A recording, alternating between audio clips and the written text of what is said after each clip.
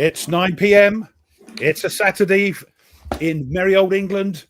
We're live, so it must mean it's time for yet another The War Room. Welcome, everyone. I hope you're doing great. I'm back after the Punch Con we had. Jester was away last week. He's back safe and sound from visiting family. We had the Blue Tweezers on. So we've got the boys back, so to speak. And we'll say hello to everybody in a minute. But let's find out. I haven't seen this chap for a couple of weeks. So, Jester, how the heck? Oh, brother, it was a trip. It was a great trip. It was just short. We flew up on Saturday, spent the night Saturday night, came back Sunday. We got to our hotel at 10 o'clock on Saturday night. And the hotel had canceled our reservation. What? And there wasn't literally a hotel within 500 miles because who the hell was performing? One of the big rock stars or big pop stars was there having a show. Oh, no. And so, fortunately for us, it's kind of a bad story, but it's kind of a good story. My daughter's husband's family, an aunt just passed away about 6 months ago. And so her apartment was available. So we went and spent the night at her place. So we were all going to be there one night anyways. So it was not that big a deal, but so it worked out. That's good. At least it worked out. Yeah. It was and then I was sitting in the Midway Airport Sunday night to fly home, and I'm watching the show. And what a great show it was, eh? It was a great show, Nate. It was. And we kept right on going after the show was over. We just kept talking. Oh, crikey. We did another. I thought we were going to get cut off like up you two. Right. I thought I had to keep saying, look, if we get cut off, it's not me. It's StreamYard cutting us off. But yeah, we had a good old chat afterwards. We hadn't seen Tweez for a long time, so that's what it was as well. Yeah, it was good to talk to you both. Hey, Nate, how you doing? What I'm going to do, we've got 50-odd people in here already, so I'm going to start saying hello to people. It's crazy, isn't it? To answer William Bird's question, yes. We both, Ruff and I both coordinate our wardrobe every single day. Of course. We're the pros. But I'm doing very well. Been very busy with dissertation and life and everything like that. But today has been an awesome day because I had a couple of friends of mine come over and we got to play through Roma Victrix and played the Second Punic War scenario. And while we're all us three were historians, and we're not, we're playing this and not sure we call it, a historical game, but it is a lot of fun. It's a fun Roman themed game. And so we had a good time with that. And then afterwards, when we were finished with that, we pulled out War for America because one of them is going to be coming back on Monday, and we're going to keep playing this. We finished off right before I came on here. We finished off on the early summer of 1775. No, late summer of 1775. I just want to say it's 5 a.m. in the morning for Sark. He's in Aussie. Wow. He's in Aussie. Wow. That's cool. Thank you very much for joining us. Yeah. But yeah, almost finished off 1775, about ready to start 76. So yeah, doing really well though. Good. Yeah, if you're gonna get together and game with some people, it's gonna be because of the long weekend. You got Friday, Saturday, Sunday, and maybe Monday. So That's right. We've got a bank holiday as well on Monday. We don't, because it's Memorial Day for you guys, isn't it? Right. But it's just a bank holiday, sort of end of May bank holiday. Interesting. Blame them socialists from 1920s, giving us these extra holidays. Ruff, how have you been? Not too bad. Not too bad. As I say, last week I said I'd finished Skies Above Britain. Thoroughly enjoyed it. Lots happening in the last one because I thought, last one, who cares? Who cares if they all die? So lots happening in that one. But I thought it was going to go up this week because I sort of posted it and then put a notification. I want it to go live whenever. And I thought it was Thursday. So come Friday, just gone. I thought, I haven't heard anything. I'll just check, and it's still up there waiting to go live. So I've put next Thursday. So I might change it for Tuesday because I like to put mine up Tuesdays and Thursdays. But it's up, it's finished. So hence today's subject: how do you choose your next war game? You popped it away in the box, all nice and neat. You're looking at doesn't matter how many games you got, 5 games or 10 games or 100 games or 1,000. You've got to decide which game to play next. And I want to find out how you guys decide. Is it a whim? Is it something you've read or watched, a film? Or have you programmed out what you're going to be playing for the next few months? So that's later on. Yes, but I have every moment of my life planned out. Yeah. But anyway, every breath. I didn't realize this is Category Solo Game Table. He's a local lad, well, local to me as opposed to you. And if you haven't heard of him, he's doing a load of lock and load stuff, and other non-war games. He's doing, Final Girl. He's talked about Space Empires. He's talked about the Solo Assistant. So what I want to do is give his link, and if you can go along, if you haven't done so already, nice. Go along and give him a sub, yeah? Because every little helps, as I say. So let me just post that in there. There it is. I'm echoing in somebody's. I'm not hearing it here. Must be you, because I'm not hearing it either. Okay. I like the comment from Dragonex about Ruff's choice for the next game. I'm playing Skies Above Britain. Here, Ruff. I got my share. I got my screen shared for you. So there it is. Looks like Category Solo Game Table. There we go. Let's check him out. Yeah, check him out. Subscribe. Oh, wait a minute. Is he a Brit? Yeah, of course he's a Brit. Oh boy, I don't. How do I unsubscribe? There's not many of us. How do I unsubscribe? I can barely deal with the one that I do. Yep. And David, I just want to say to David, apologies that I had to leave suddenly. As you know, I was in a bit of pain that day, and I just had to go and lie down. So apologies if I suddenly disappeared off the face of the earth at PunchCon. This one. They probably took it as you were just so mad you had to leave. You don't have to like everything you play, Rob. No, you're going to teach me old school tactical. I forget where I got up to. So, hey, Paul. And we got Ian in Yorkshire. Yes, God's County or God's County. I like what Categories Solo Game Table said when you asked if he was a Brit, and his response is afraid so. Yeah. Oh, He's an Englishman. He's an Englishman. Hey, Eve Rattel's here. Hey, Eve. All right, I got something I want to open on the show here. Well, I tell you what. Do you want to do that? Make him big so we can see it. Oh yeah, make him big. Now I've got to make sure I get the right. I don't know how to important. do that. This is important stuff. Let me move him. This is sent to us. Oh, look at that, professional. This was actually sent to me by somebody that's in the chat right now, and I've actually had it sitting on my desk for 2 weeks, waiting for me to get it on the show so I can show it off and show everyone what it is. So let's open it up and take a look. Oh, it is not a game, as you can see. It's not a game. Dun dun dun. Shut it, Dragonox. Oh, nice. Oh, Yes. Very Meandering Mike had sent me one of his shirts from his channel. excellent. So That's thank you, awesome. Meandering Mike, for doing that. Look at that. That's cool, isn't it?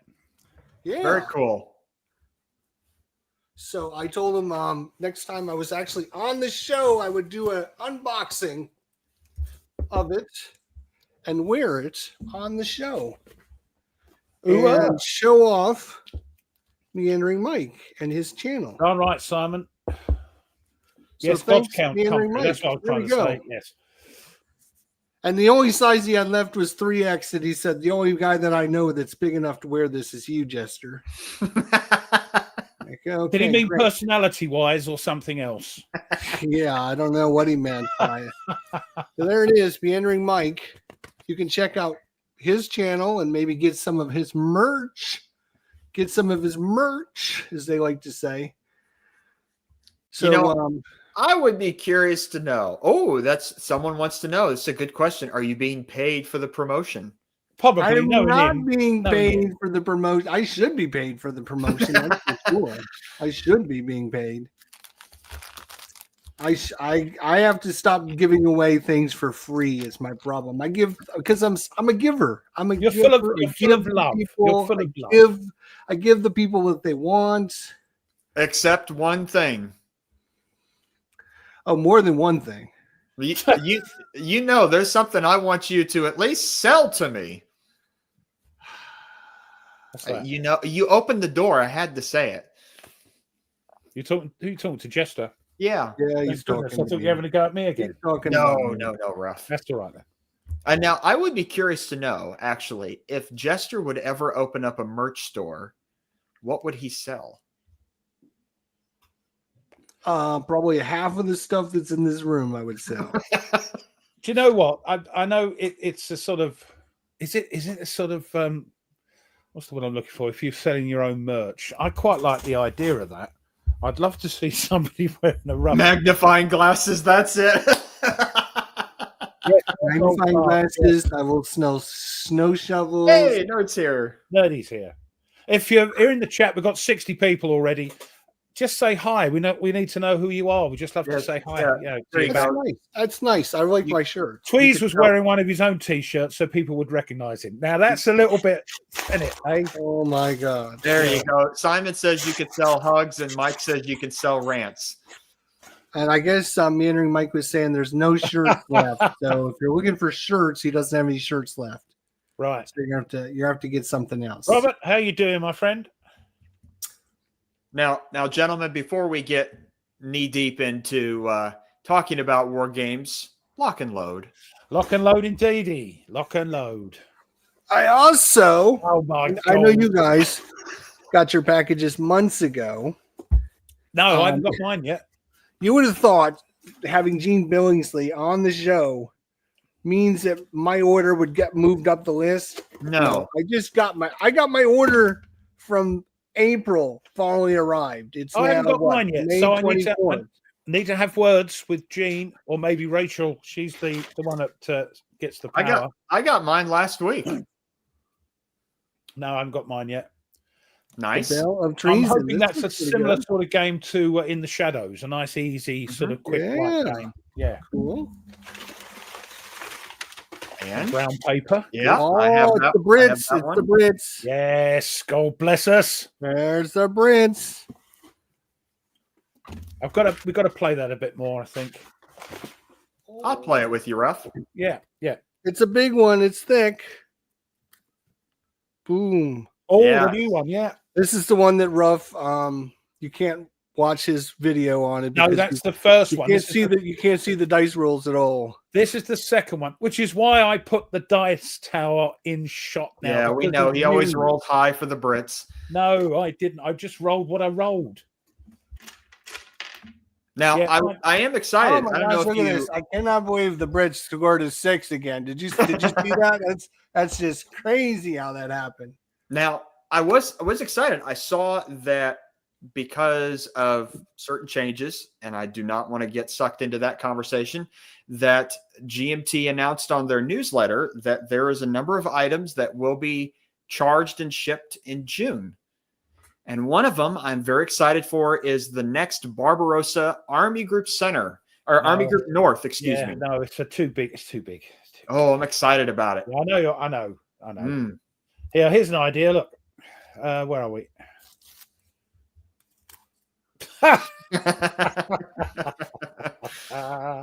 We need a shirt with your 3 faces on it in the back picture at the back of your heads. There you go. Yeah, I like that idea. Yeah. Well, I mean, rough. I mean, if you think about it, it'd be very simple because the front of his face and the back of his face look about the same. Well, I mean, I could do that, I suppose, couldn't I? I mean, this is. Oh, that's funny. So, yeah. What's the subject today? Did we talk about the subject?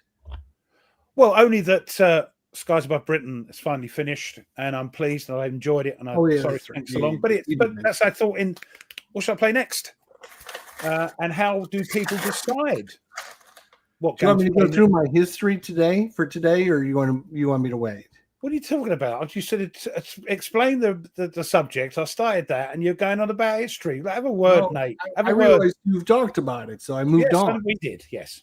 So, what do you want to do? Do you want to start our segments now, or do you want to chat a bit more? Or well, I mean, I know I'm running it, but I'd like to interrupt you when you were talking about British history. So, I mean. So I'm sorry, but during the Crusades, which comes up today, I was looking for an American division that was involved, but unfortunately not. So sorry. The other cool thing was, has this happened to you guys? You're watching the news with your wife or whatever, and the newscast is talking about something or someone from World War II or Vietnam, and they're having a big event or something, and you're like, oh, cool. So that's how I have news, because they had mentioned that Saturday something very big was happening here in Tampa. Love the logo. And I was like, cool, Saturday is our show, so I should mention it because there's a big event that they're having here. Off you go. Oh, you want to do it now? Okay, let's do it right now. And then I'll do mine, and then we'll get this nonsense out the way. Oh, that's not what I wanted. All right. So this is kind of cool. Except for I got to figure out how to there we go. Share screen. All right. Here we go. All right. So there is this ship in Tampa called the American Victory. American Victory. It is only one of 4 fully operational World War II ships in the whole country that are still active. And you can come explore the entire ship. You have world-class shipboard maritime museum. Is it a Liberty? What sort of ship is it? Is it a Liberty ship? It is this ship. I don't know what it is. It looks like a Liberty ship. By Liberty, you mean? The reason I mentioned this is the standard American cargo ship. Oh, it's a cargo ship. Yeah. Today is its actual birthday. It was launched 24th of May, 1945. So it spends a little bit of time in World War II in the Pacific. And, it talks about what it had done. And then it talked about it did some stuff in the Vietnam War. Ooh. And Korea War. Yeah, Korea War. So I thought that was kind of cool that this ship, and its 80th anniversary, and they're having a big celebration. You can go today and get on the ship and check it out. But I thought it was kind of cool that it's like fully. Go back to those dates. Go back to the Wikipedia. Look when it's laid down.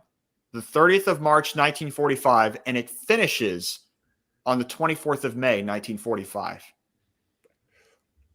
A little over 2 months, about almost 2 months to build an entire ship. That's impressive. Yeah. Yep. You're right, Mike. It says it later on. Yeah, it's a victory ship, so it's lighter than a Liberty ship, but it's they're similar. I mean, they're a cargo ship. Victory ship because of victory over. It was in service until 1969. And I think one day we should all get together and book a cruise on it. That'd be kind of cool, like being on an actual World War II ship. Yeah. And there's the all right. There's the little sign there. We got a World War II ship in Virginia. The USS Battleship Wisconsin is harbored in Norfolk.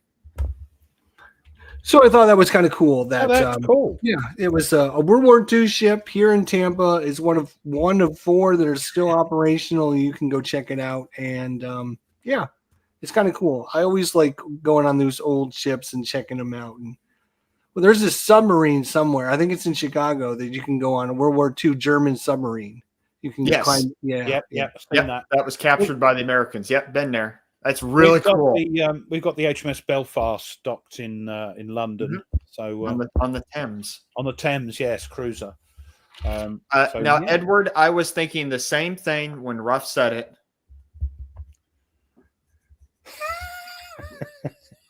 Yeah, they've been there a while. Yeah. They weren't going around saying "bless your heart," were they? No. Who knows? We might have learned the phrase from them.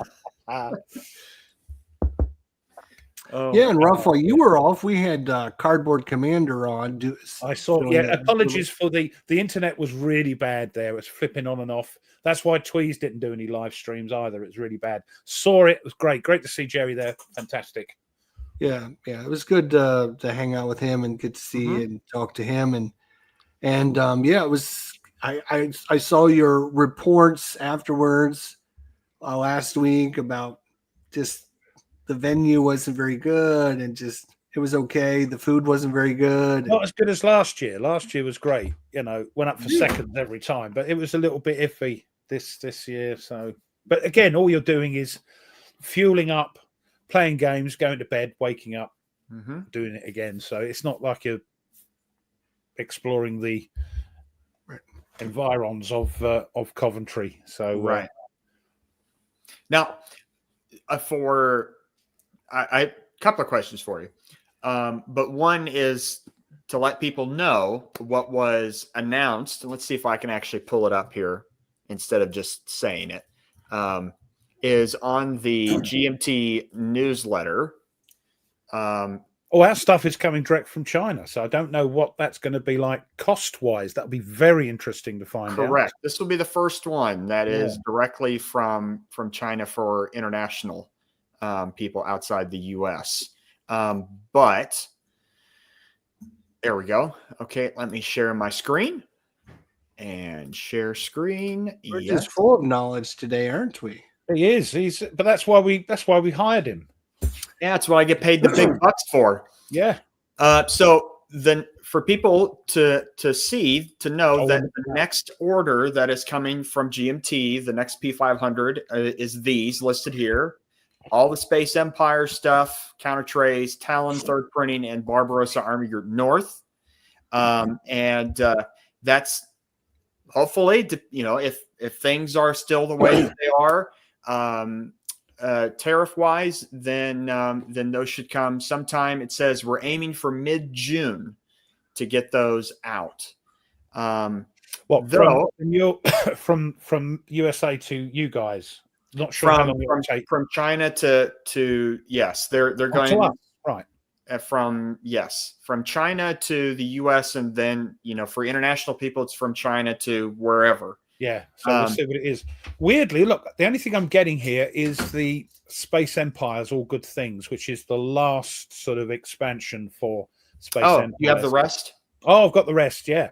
Now look at the weight of the core game, £5, yeah? Mm-hmm. Look at the weight of the last one, All Good Things. But what 7 the heck's in there? I'm really looking forward to it. Yeah, really looking forward what to I'm it. getting is the 7-pound one. Yeah, I've got all the others. And who was watching? Somebody was playing. No, I think weirdly, sorry, apologies, forgotten your name. Category Solo did a sort of a Hey, little Nordic. quick talk about Space Empires. Wasn't for him solo. He reckoned to be a great game, multi-solo. And I thought, see, I'm different. I like it playing solo. I like the solo thing. So I'm curious what you both think of Space Empires. do you want to go first, or should I go first? You go first. Space Empires, I got it because I'd seen people play it, and I thought, hello, I love me stuff. I love me space stuff. It's a lot of setup. Even if you play it solo, a lot of setup. You're only using a little bit of the map, but you have to put all the counters out face down. There's lots of faffing around, and with the expansion, there's cards you can play as well. And I've got the big hex things that you put over, rather than a planet, little weenie planet counter coming up. I've got the big hex things that you put on. There's a bit of bookkeeping. I think it's great. I mean, I've never played it multiplayer, so I suspect it'll be even better multiplayer. But there's a couple, even in the core box, there's a couple of solo scenarios to play. The Doomsday Machine is the one where time's ticking down, and then these things creep onto the map and destroy everything in its path, and you've got to try and get them. But yeah, it's a load of old nonsense. I love it. Okay, all right. Jester, what do you think of it? I think it's a really good game that's flawed with its own bloat, if that makes sense. Okay. Like the core game was really good and smooth, and then every expansion added more and more things to it, which kind of added more rules and more things to do. And I guess if you're going to play solo, I would just play with just the core box. But if you're going to play with everything, then try to play with 2 or 3 players. Yeah, I think it'd be much better. Exactly. I think, and as category says there,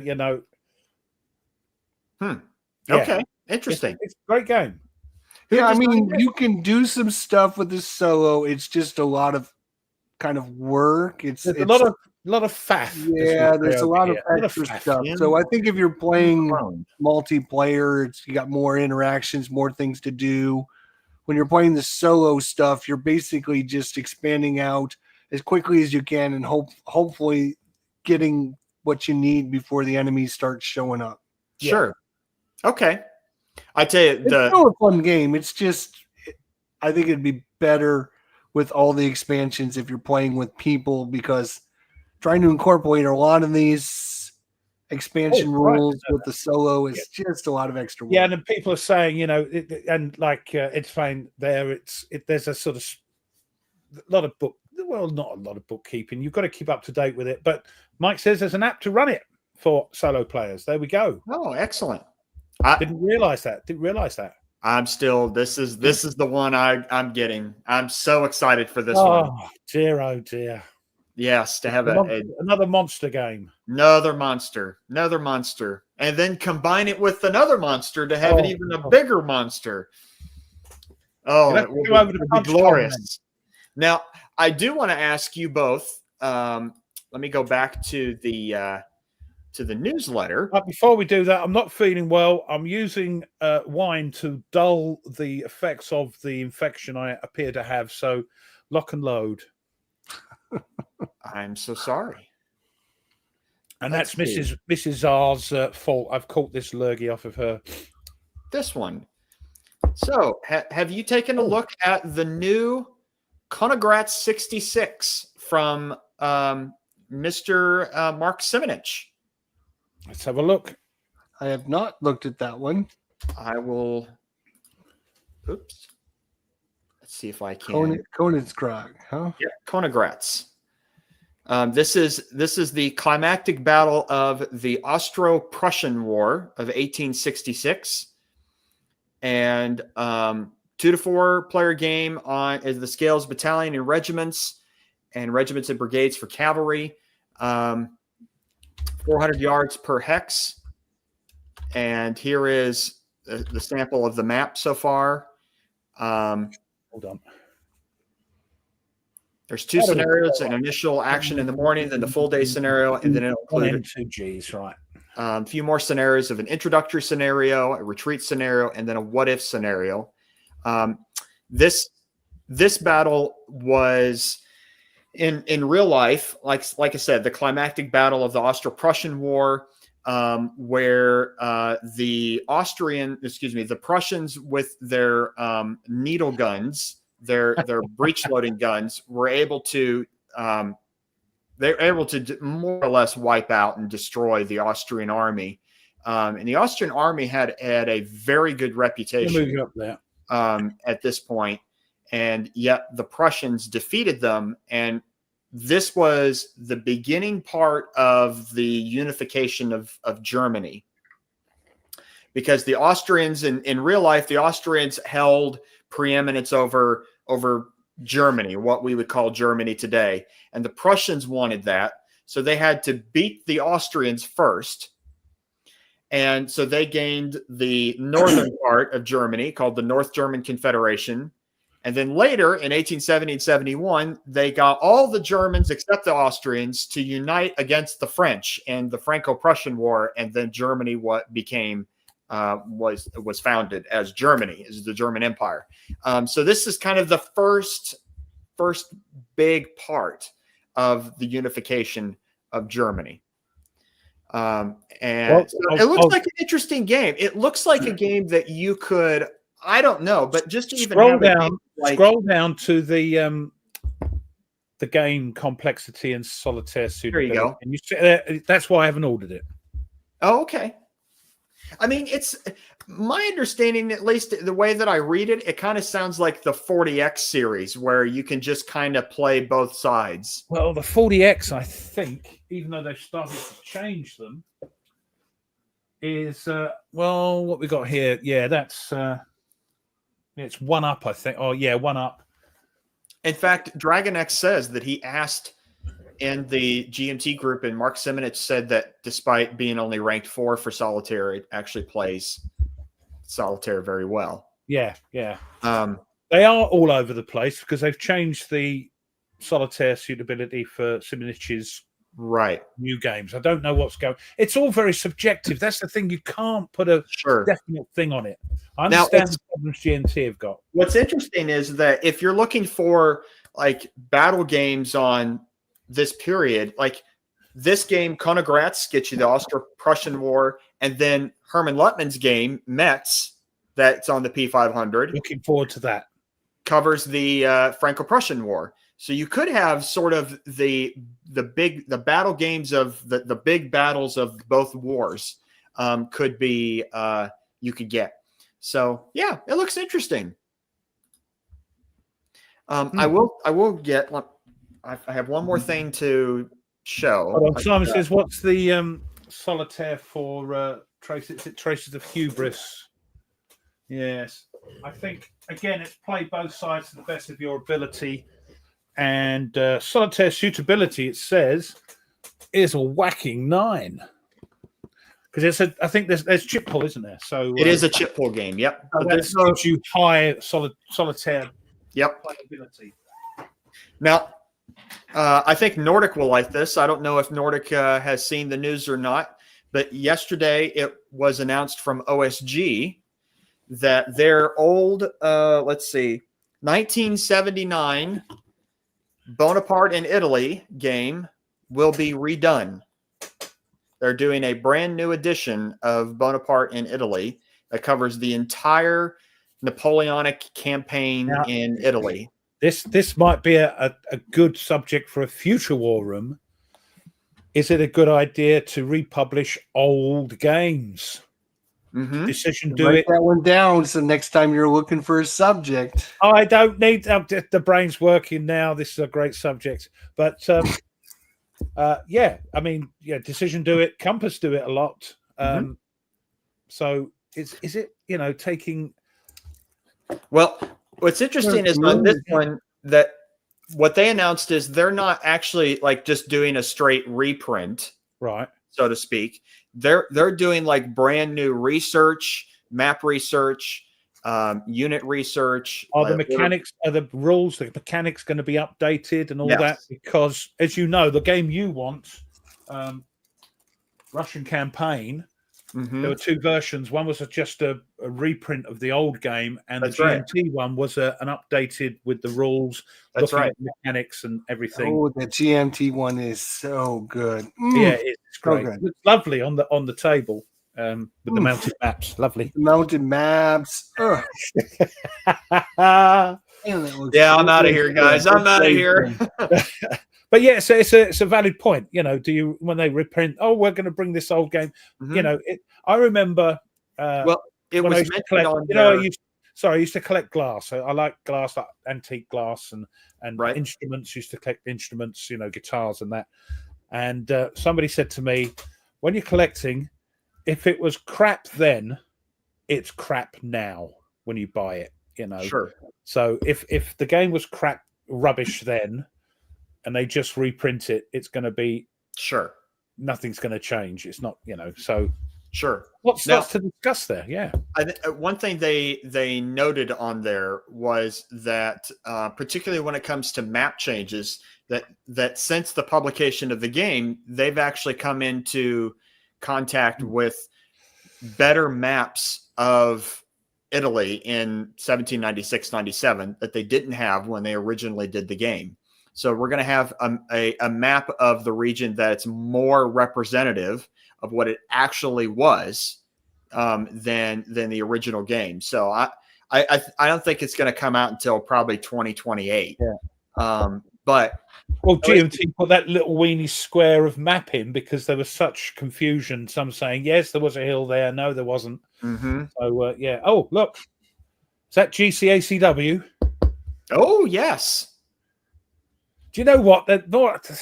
Don't listen to them rough. The more I see it, the more I think, I just love to give it a go. It's good. I know good. You're a convert, you know, but a lot of dice rolling in that game. Oh, a lot of dice rolling. That's me. You can't. How does it play solitaire? Is the problem. It does play solitaire actually very well because you're just rolling die on who gets to go, and that helps. Yeah. So, I mean, okay.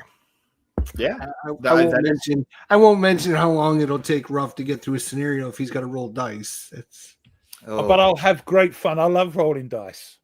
The only thing, my poor old dice tower is falling to bits. So if anybody wants to donate a nice handmade wooden, walnutty, polished, lovely dice tower, that ain't gonna happen. But anyway, I love the dice train. This is the part of where when we get to the topic, this will be something that we need to help Ruff with deciding on his next game, because we know that it took him an eternity and beyond to play Skies Above Britain. So do you know how long it took? How long did it take? A year. Oh, a year to play one game. One game. Yeah. But of course, in that year, things happened. So it's a bit different now. Next month, I'm free and easy and But see, this is what we say every year. I know every year. You know, last year it was busy, but now it's not. And then, sure enough, life happens. Life happens. We get kicked in the doodahs, you know, and that's how it works. How old's your son? What's he? Is he a senior next year? Your son, senior in high school. That's right, Nordic. Who is? Your son. Oh, my son's 16. Look. He's 17. Sorry. Yeah, I keep thinking he's 16. Look at that. Look. If you look on my Facebook page, you'll see my 17-year-old son playing one of my guitars with his band because he's at college, just soloing. I'm so proud of him. Yeah, he's at college now, so 17. Fantastic. Have a look at my Facebook page, and there's a little 1 minute sort of him soloing away like a good one. Very proud, very proud. He's taking it's a chip off the old block in music, so he's doing what I did at his age. Nothing, just locked myself away, played my stuff. Ruff, I wanted to show you something that I know you will be just as excited as I am. So on the newsletter that GMT published on Thursday, it mentions in here what the P500's on the horizon. And look at the first item, a long-awaited game from Jerry White. That is either, I'm not sure it's a long-awaited game. It's a new game. It's about Civil War submarines. Mm-hmm. But I think this is Pacific Chase. Pacific Chase, yes. Mm-hmm. And then we have it says another new Combat Commander product. Well, okay. A crappy game. And a World War I battle game from Herman Luttman. Oh. Well, he's That not in will the be- chat, I don't think, so we can't interrogate him. No, we can't. And then an Old West themed strategy game from Ben Knight. So what's that going to be? Who's Ben Knight? Who's that? Anybody know? I don't know. This is Pacific Chase. Yeah, we think it is, yes. Yeah. Pretty sure.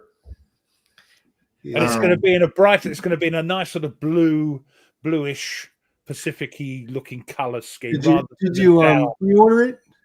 Oh God, yeah. Oh. Stupid question. No, the box is going to be white, and it's going to be the Japanese sun on it, and it's just boom, hits you right there. You know That would work, actually. That would work. Or a crisscross thing with because we were there as well. People forget. Like you were in Europe. Yes, we tend to forget. But yeah, that will be cool. I can't wait. Actually, That's true. It's Dragon going to be very carrier based, though, isn't it? That is true, Dragon X. It would technically be Intercept Volume 2. Yeah. That's very true. It is a series. So A series of one right now, but well, GBOH was a More series of interested in the Old West theme strategy game. That I'm sounded, quite looking. I'm like that sounded better than Pacific Chase any day of the year. No. see, I've never been interested in the Old West. Never got interested in it. Cowboys and Shadows of Brimstone, aliens versus cowboys. That is great. I love it. Nordic. Mike got horses, and he said if I ever come over, he's going to get me a Stetson, get me chaps on, and a new off we Combat go. Commander game, Herman Luttman game, and an Old West themed one. And you guys are all geeked over the stupid Pacific game. You bet. No, I'm looking forward to the yeehaw. I want a bit of yeehaw. Want a bit of yes, man. Yes. So yeah. I'm curious, where could they go next on Combat Commander, since that is that's on the list of something else? Does any of you, Jester, do you have an idea of where they may go? You're upsetting the peanut gallery there. Careful, Nate. Careful. It's okay. I've got a strong constitution. Don't let them fool you. I would say if they're releasing a new Combat Commander, it's probably the thing that Mike has been working on and trying to design a solo mode for it. So maybe they're coming out with Do solo you mode know what? for it. I've cancelled it, so he better not be working on a solo mode. Oh, he's been working on it for years. Yeah. I'll be most upset. Yeah, it's probably. I'm thinking if it's a new, not a rehash, it's going to be probably. Well, you got the Vietnam, but they've already announced that, so that's not a new one. So it's got to be the solo bot. I think they're. Oh, but he says. Oh, but it's not now. hold on. Oh, Hmm. behave yourself. Someone mentioned Korea. Korea. Yeah, well, that's what I thought. Korea. Yeah, I mean, The I'm problem- not sure the problem Spanish Civil with, War can be popular enough. Yeah, the problem with the Spanish Civil War and the Korean War is they're not that It's too sexy, shall we say? it's I too find them niche. fascinating. I don't know.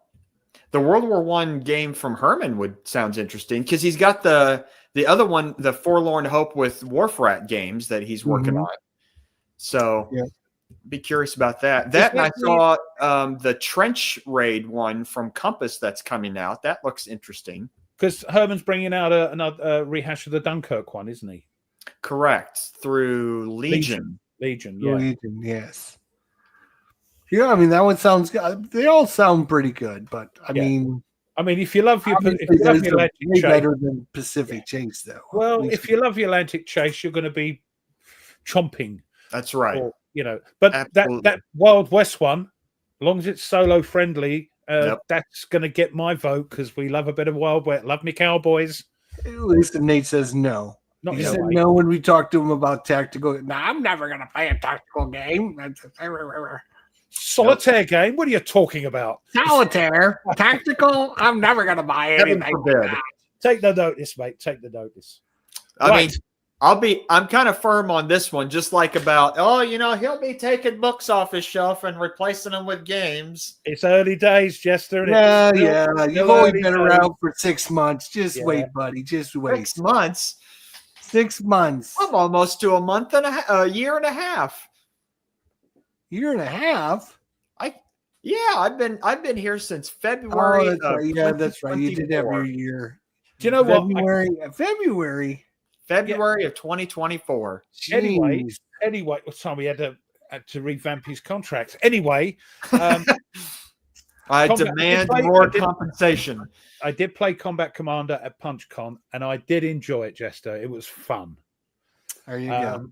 But the problem is I didn't order it because it's not solo friendly. And the only person I'm going to play it with is somebody at, say, PunchCon or that. And I've learnt it enough that if I go next year and Gareth or somebody says, let's play Combat Commander, a little bit of a recap and I should be good to go, But that's why I didn't. You can always join the Combat Commander ladder. No, I'd be laughed out. I'd be laughed out the room. No, I get laughed out. You'll be easy pickings for Cardboard Commander. I mean, how many times have you played him, Jester, and he's lost? Who? Cardboard Commander. Every time. I mean, so if he plays rough, he'll at least get a win in. Yeah, I'm an easy win. No, rough. You'll be able to beat Cardboard Commander too. Well, I don't know if it was beginner's luck, but we were playing. I don't know if it was not Pegasus Bridge. I don't know, one of the bridges. But I was the Germans. I had to hold the bridge. He had to get across the bridge. And as he got onto the bridge, I think I mentioned it, I played some barbed wire. And he went, oh. And then he said, anything else? I said, I've got some mines here. Can I play that? Yes, you can play those. I played some mines. And then I ambushed him. And that was completely cut off. The bridge was cut off. Nobody could cross it. So that was fun. That was fun. Yeah, and Simon was playing another one as well. Yeah, it's fun. Rough. Just look what Mike just said. There you go. The playtest group. There you go.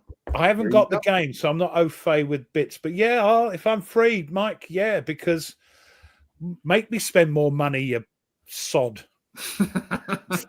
Of course, how fast Rough plays through games, I'm not sure he'd be a good play tester though, because he wouldn't even be finished with it by the time the game's actually on the middle of turn 1, and the game would already be out. So. Have you two finished? Yeah. No, we're just getting started. We got another hour left. Just seeing there's any more chat. We're caught up with the chat. 73 people. This is wonderful. It's wonderful. Now, someone did ask earlier, asking whether or not Thunderbolt will be out by the end of the year. Thank you. Sorry. Thank you, Nordic. Thank you. Sorry, I personally don't know anything about when Thunderbolt's coming. I just read the newsletter. My feeling is that it's probably going to be next year, just the way things are going. Well, all I can say is good because I've got plenty enough. I always need more ancient stuff. We only play one game a year. You got plenty.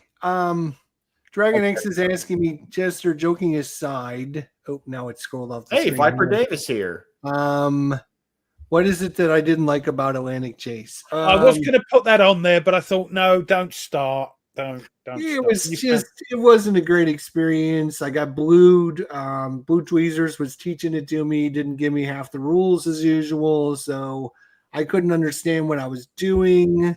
It's a different type of game. He was playing the Brits and was just rolling dice, and I'm like, okay, what am I supposed to do? All I'm doing is moving my ship into harbor. That's all I was doing, and it was like super boring. There was like nothing to do as the German player. So, and then it came down to literally he had one attack as like just outside when I was getting back in, and he only needed to roll like a 4 or higher, and he rolled like a 3, and then so the next, like at the end of that turn, he had one more chance, and all he had to do was roll 4 or higher again. He rolled like a 2, and it was like, oh, okay, I won because you couldn't roll higher than a 4. Good, okay. It's not a bangy crash bang wallop. It's a cat and mouse game. You know, as the Brits, you're trying to find out where these nasty Germans are, and the Germans are trying to invade the nasty Brits, trying to sink convoys, and that's the excitement. That sounds like what you're supposed to be doing, but that's not what in reality what ends up happening. There's only two lines.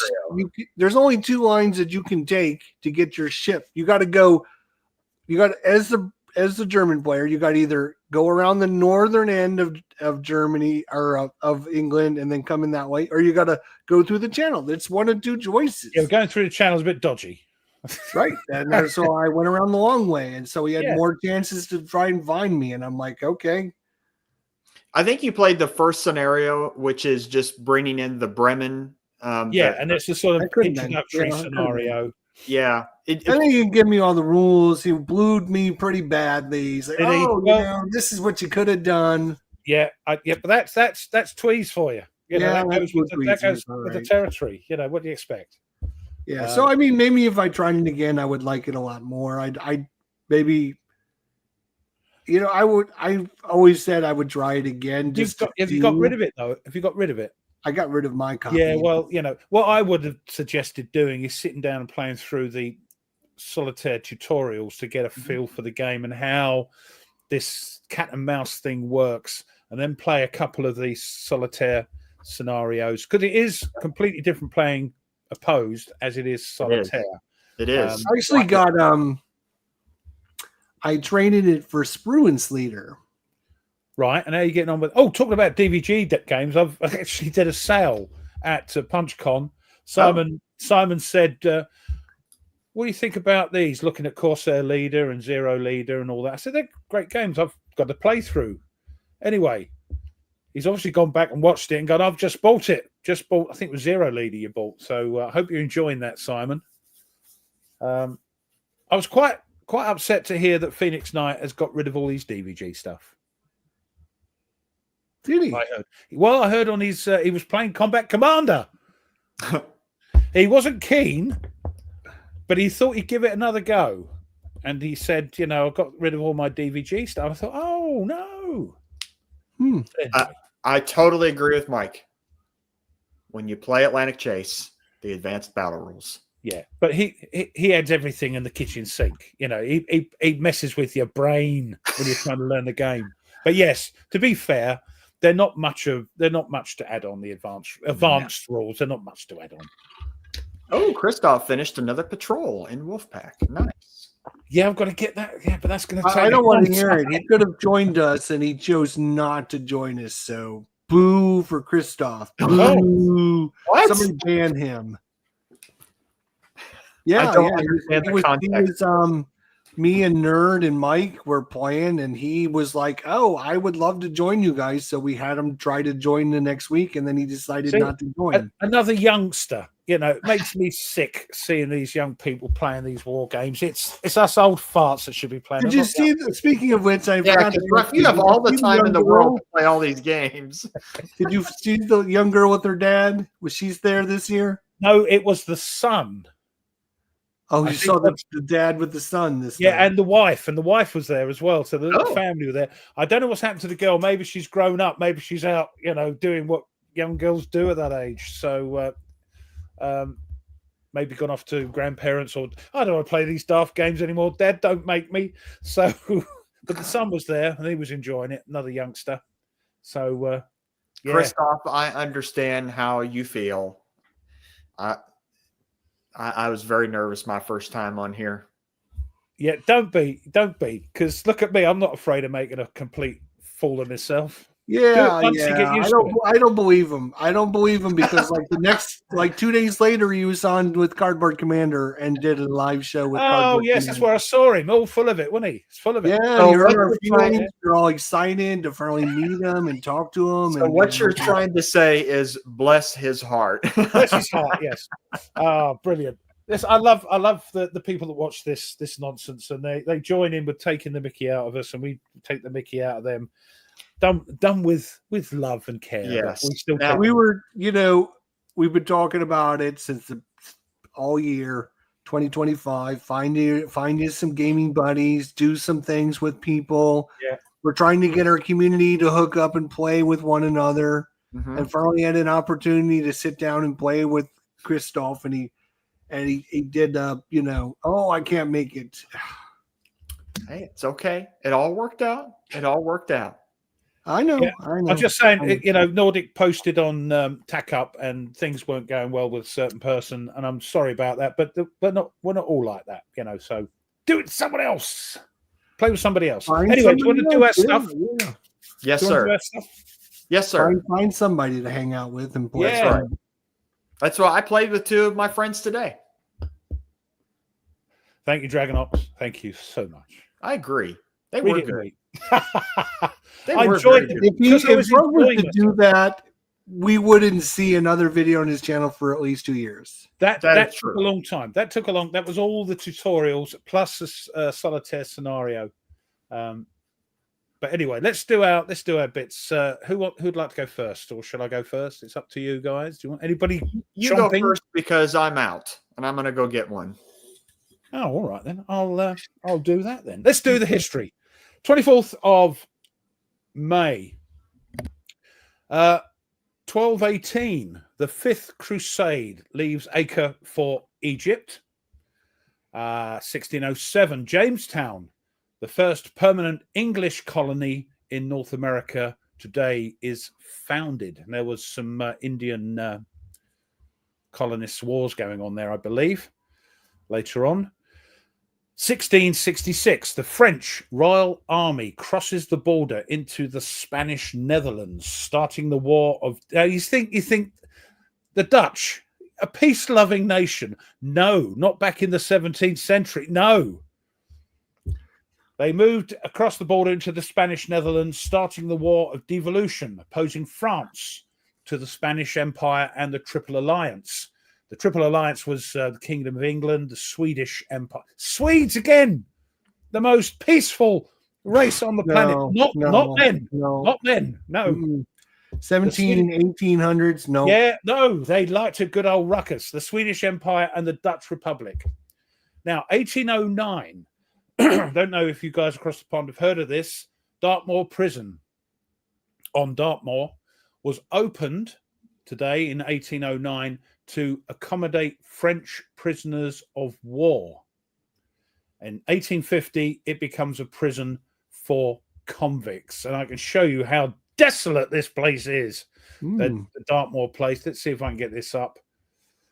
Kill that. Present, share screen. Takes a little bit of a while to do this. There we are. Look at that, in the middle of nowhere. That's hundreds of miles of nothing going on there. That's Dartmoor Prison, originally designed to house French prisoners of war. Was open today. Okay. 1856. John Brown, whose body is still a moulding in his grave, evidently, and his men kill 5 slavery supporters at Pottawatomie. Is that right? Correct. Oh, blimey. Pottawatomie Creek in Kansas. And 1861, American Civil War, Union troops occupy Alexandria, Virginia. See, they can't even think of that. That's already been taken, that one. I don't know. Anyway, occupy Alexandria.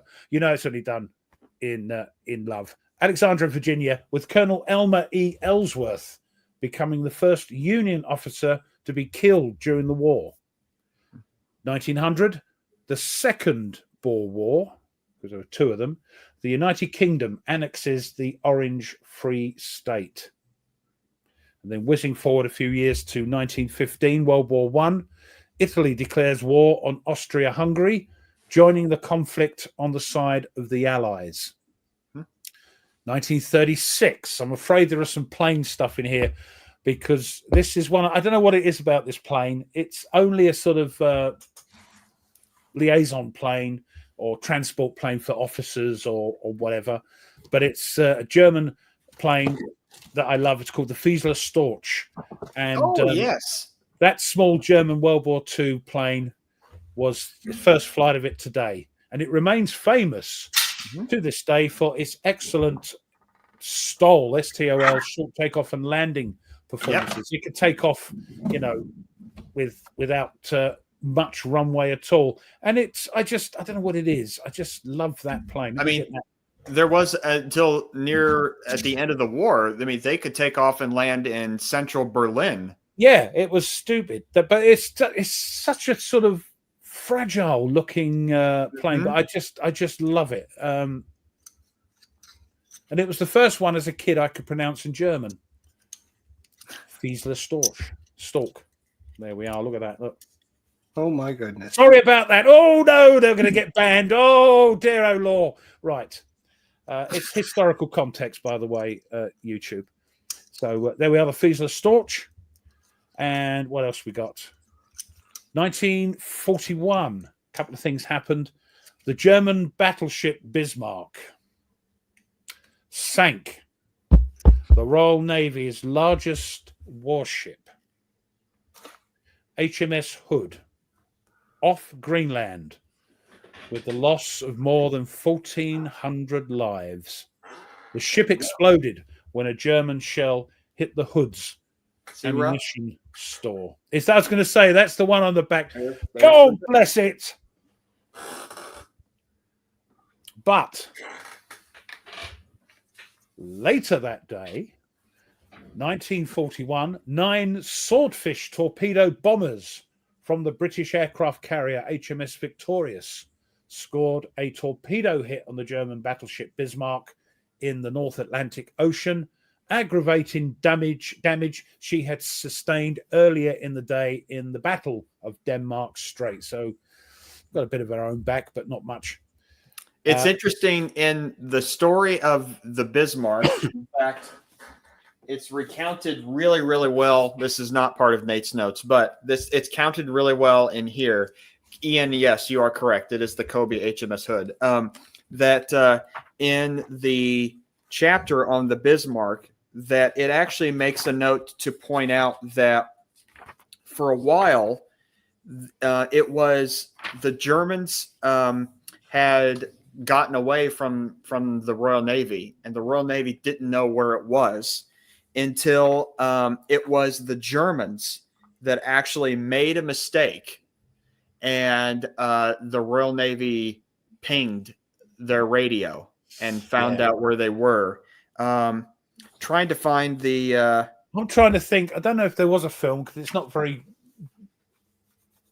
pro-British. If there was a film about that, I remember it was the Admiral Lutyens had actually sent a radio message asking a question, and yeah, that's where they picked it up.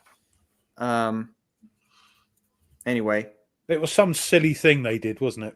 Yes, I remember watching like a documentary, and they plot like, and you could see like there's several things you'd scratch your head about, because like one time they turned around and started heading back towards the British, and then I don't know if they were like lost, what they were doing, but it was crazy if you watch the documentary on the actual position. Bismarck get damaged in its rudder? It did, yeah, beforehand, yep. So it just kept going around in circles. Maybe why that was it then. It was, yeah. Oh, I'll find it. Keep going. All right, not to worry. What have we got here now? We've done the 45. This happened today and tomorrow. The British Pacific Fleet Carrier aircraft make the final strikes of the war against Sakishima Gunto, which is a group of islands where all Japanese airfields have now been knocked out. And in the same year, today, overnight, 5 Imperial Japanese Army Mitsubishi Ki-21s, Sallies, the bombers, carrying these, I've got to get this right if I can, Goretsu Kutasei special airborne attack troops make a suicide raid on Kadena and Yotan airfields on Okinawa. 4 of the planes are shot down, but the 5th belly lands on the principal runway at Yontan and disgorges 10 Juritsu troops, who destroy 7 and damage 26 planes, blow up 2 fuel dumps, and kill 2 Americans and wound 18 before being killed. Japanese planes also bombed Aoshima during the night. And 1969, first flight of the SIAI Marchetti SM-1019, an Italian short takeoff and landing liaison monoplane, much like the Storch, built for the Italian army and based on the Cessna Bird Dog, which was a famous sort of private plane, if you like. Let me get everyone get that up. There we go. And we'll present that quickly. Maybe. There we go. So a liaison plane is something that either uses, it's used to look at artillery and guide their artillery where they want, or to sort of move commanders about. Short takeoff and landing. Nice looking plane. So that was today. First flight of that. And lastly, sorry, another plane, because it's about our Commonwealth brothers and sisters. 1983, the first CF-18 Hornet aircraft arrived at Cold Lake, Alberta. This was a variant of the American McDonnell Douglas FA-18 Hornet fighter aircraft. So I'll just get that up for you because it's our Canadian brothers and sisters. Hold on, I've lost it. There we are. Hold on. We'll get there in the end. There we go. Then I finished. So another good looking plane, but it was based on the American one. There we go. Look at that pretty thing. With those twin sort of fins at the back there. Nice. So there we are. That's today. Nice. Lots going on.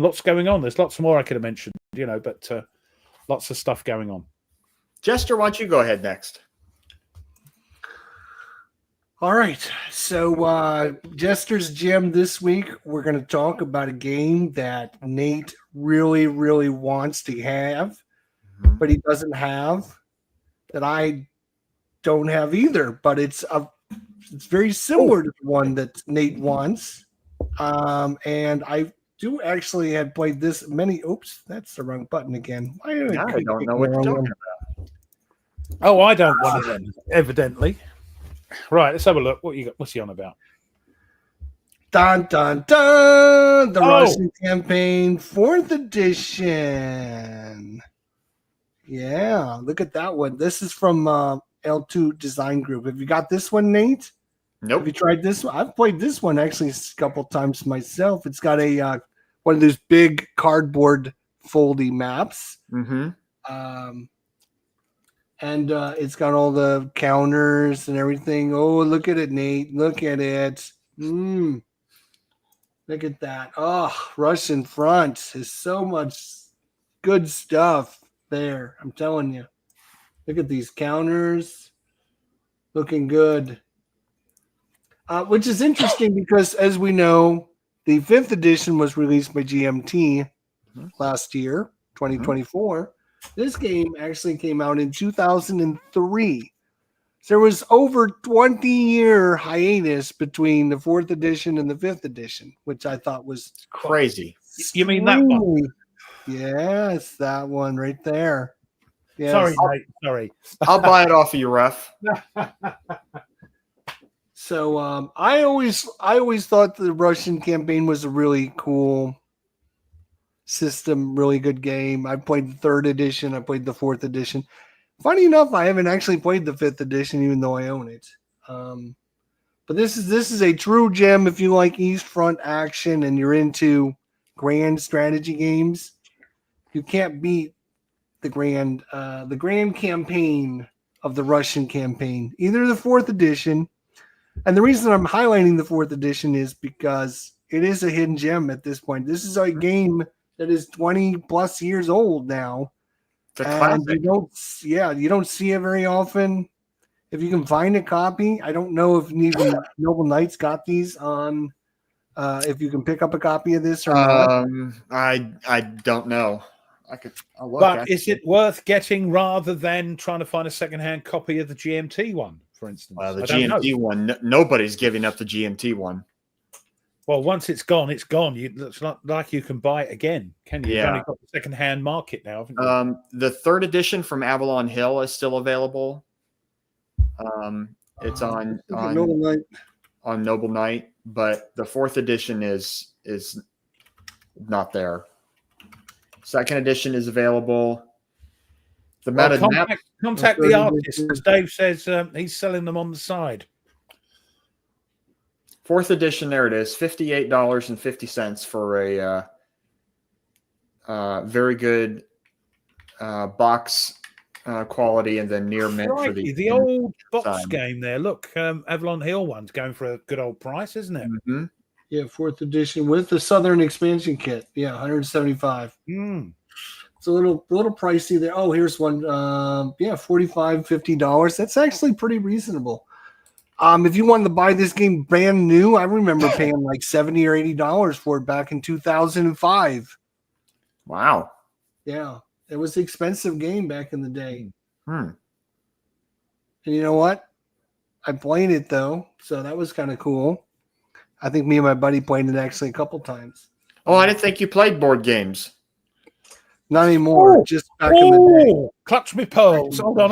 Handbags at dawn. Handbags at dawn. Here's one with the Southern expansion kit for $225.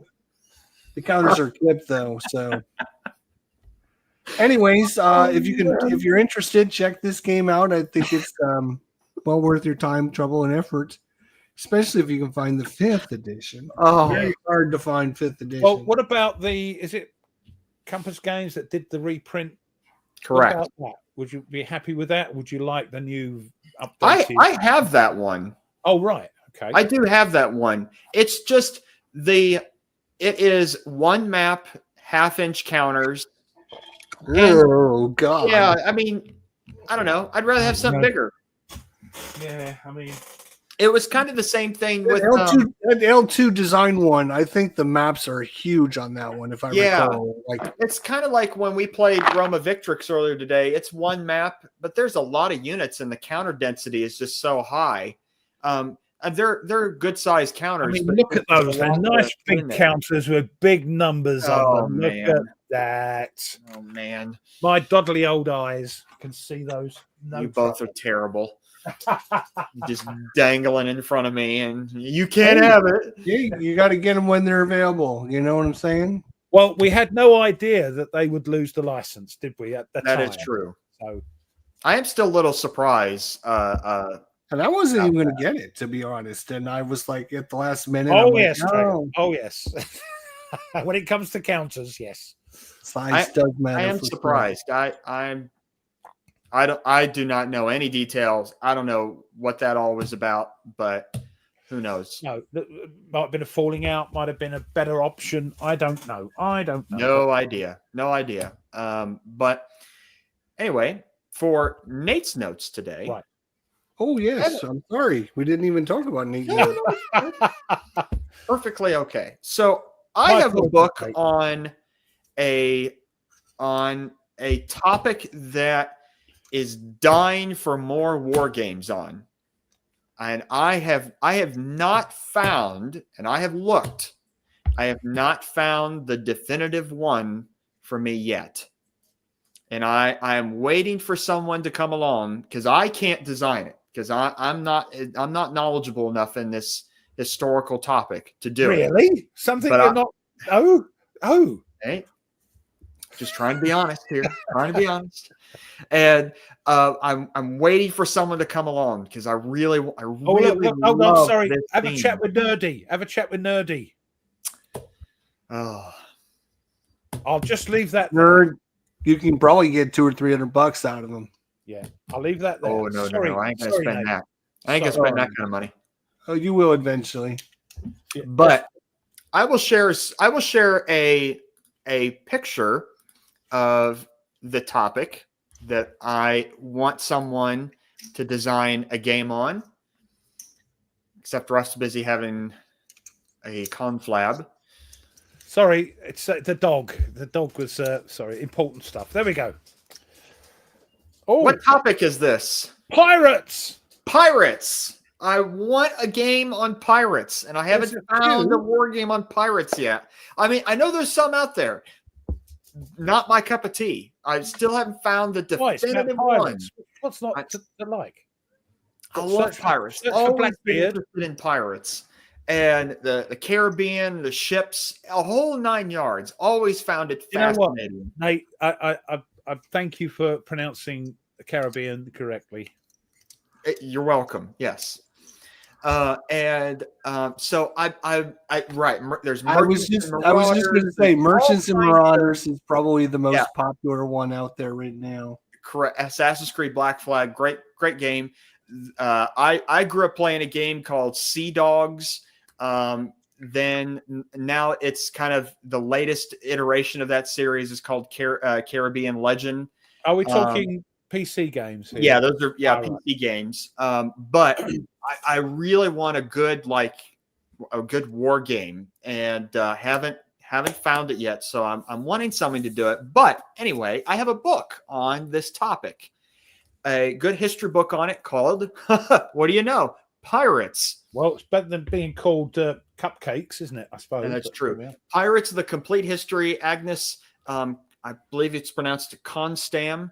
And this not just covers the golden age of piracy. Most of it is in here, but what about it also includes the ancient pirates and medieval pirates into the Renaissance and the Reformation era. But then really a lot of the book is on what we would call, the golden age of piracy, the 17th and 18th century. So yeah, it's a good book, really well researched. So if you're interested in pirates as I am, then you might want to again condoned by the government or the king, to go out there and cause mayhem. Yes, that's right. You get a letter of marque. Yeah. What was the other one? You were a privateer, weren't you, or a privateer or a buccaneer? Yeah, if you're French. Yeah, that's grabbing someone by those, isn't it? Grabbing them by the buccaneers. Yeah. Someone asked about Golden Age of Piracy from Compass. I don't have it. I'm not really looking for a solitaire pirate game. I'm looking for a multiplayer pirate game. So we shall see. There is one by. Yes, I did see that, but it's not out yet. So check out. This is probably going to be out of your price range because it's extremely expensive. There's a game called Dead Reckoning. It's supposed to be the best pirate game out there. It's by my favorite designer as well, so that always is good. But the problem with this game is they only print it like every 4 or 5 years, and so you got to get on the Kickstarter when they're printing it. Otherwise, you're never going to get it. Yeah, someone's selling it for 115 right now. Oh, that's not bad. It goes for anywhere between 170 to $200. Could be wrong, but is it Wayne Hansen did something on this, or somebody's done something on the Pirates spelled with a Y? That is from White Dog. Yes, White Dog Games. There we go. Now there is one of our friends, Nate Wise Guy History, has a few videos about pirate war games, and there's one where I think he actually started designing a pirate game. So we'll see if he continues that. I know life gets in the way and everything, but I can't find it. But there was a book, print and play book about, I'm sure it was pirates and things, that was sent to me. Wutan, the guy that did the art for Vuka's 1812 Napoleon's Fateful March. Oh yeah. He did a book talking about. He did.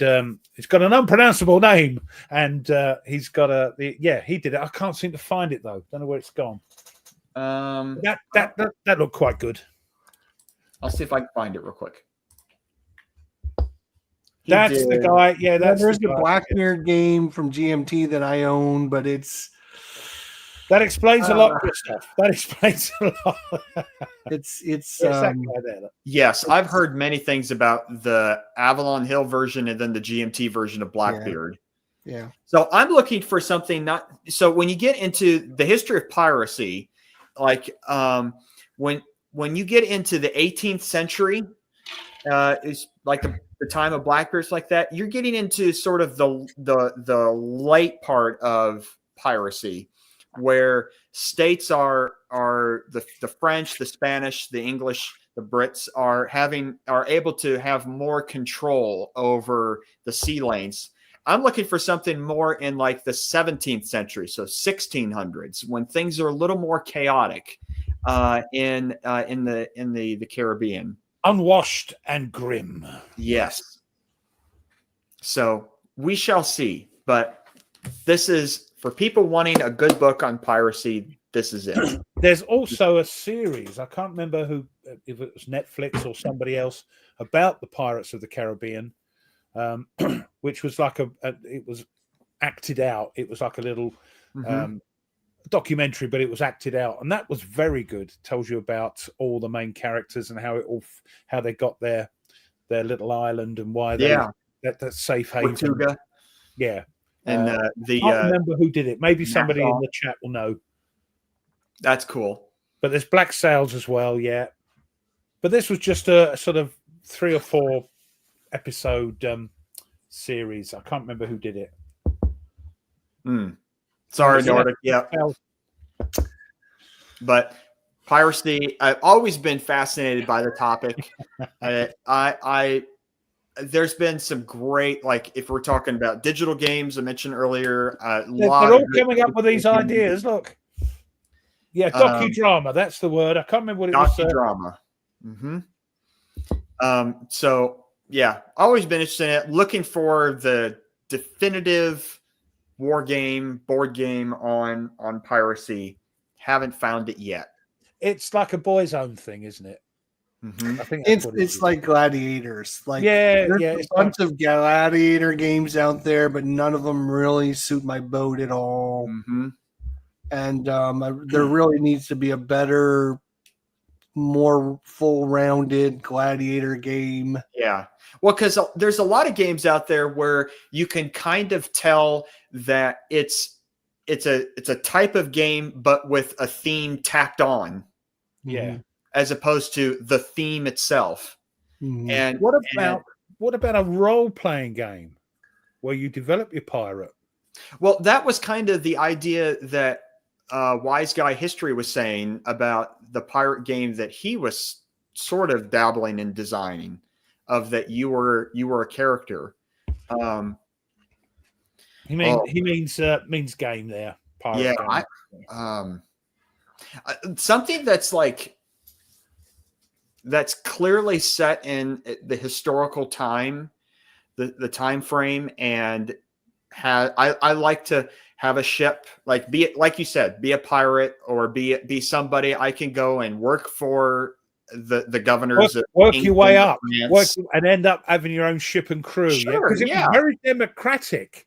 It was. Nothing was done unless the crew voted it in. So the pirate captain would say, "Look, boys and girls, we're gonna," because there were girls there as well, and say, "What do you reckon?" And it would be put to the vote. Yeah. I mean, I like that. I kind of like almost like an RPG style, board game about pirates. That would be neat. There's your next project. Yeah, I'll do it after my dissertation. Yeah, there you go. Get all that nonsense education out the way. That's right. Yeah. Fun. That's right. But that's Nate's notes. Well, on these notes today. I suppose we better get on with the old doodah because we've got just over half an hour left, Coy. And I'm surprised Coy hasn't moaned at us, but he's probably been enjoying the chat. I know. Great. So, how do you decide which war game to play next? I mean, for me, and I'll probably start this off. For me, I like to put it out there because I'm a YouTuber and I like to please, and I'm quite honoured that I'm getting on for. I think I'll need 70 more to get to 6,000. 6,000 people subscribed. Crazy, and I love you all, and I want to do stuff. You mean a lot to me. It sounds a bit sort of funny, but anyway, so I tend to do like a poll for the next game saying, I've got a couple of games, 2 or 3 games here, what do you reckon? Other YouTubers will choose their next game by what might be popular in terms of views, if it's hot off the shelf, so to speak. A lot of YouTubers do that. I mean, I've missed the boat on a lot of things like Fields of Fire and other stuff that's come out, and the new stuff that's come out because I haven't got it yet. So that sort of, I like to do stuff if it excites me.